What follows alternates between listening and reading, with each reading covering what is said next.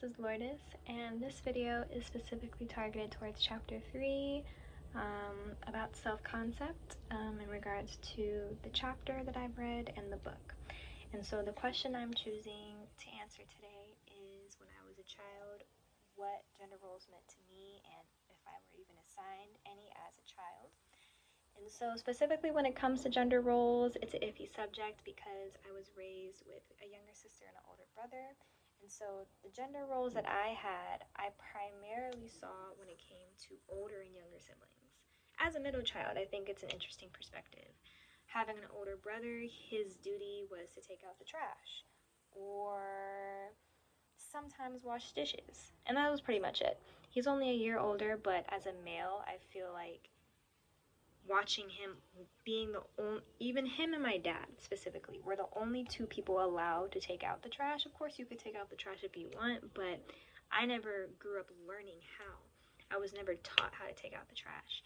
So then I put myself in my shoes of what gender roles I were given, and that was to be like my mother, as she was a housewife.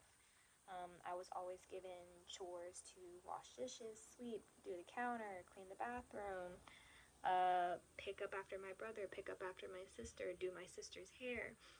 Almost in a way where I'm an older sister, yes, but I'm becoming a second mother to my siblings.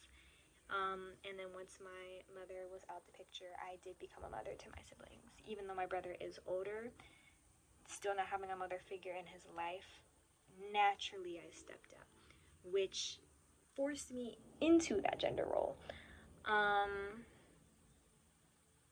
Looking back at it now and seeing where I am, I feel it had a lot of impact on my siblings and I when it came to foreseeing other kids with their gender roles and their chores, and they get money for their chores and how their chore chart works. Rather, for us, it was an obligation.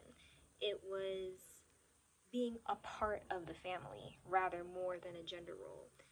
Now that I evaluate it, I see it definitely was more female and male based, but also predominantly status based. I think it's an interesting take when I read the book, specifically with self-concept. It was hit a little close to home and it was very interesting. I just know that reflecting as I've reflected in the past while reading the self-concept is that I don't want to put that on my kids.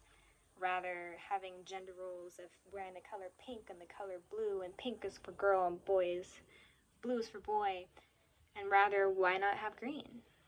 Neutral color. Having it fair for both gender roles, regardless of being more feminine and more masculine. But yeah, I think it's an interesting take. I really enjoyed that chapter. Definitely my take on self-concept is that I want to step outside of that and make my own gender role, as not really a big thing with labels, but making it, if I want to take out the trash, I'm going to take out the trash. Not because I'm a male or female, but because that's just an obligation I have. Rather, I'm living alone, and I think while living alone, taking up those duties, rather, you're not going to rely on anyone else, even in a partnership. But that's my take. I appreciate it. Thank you so much.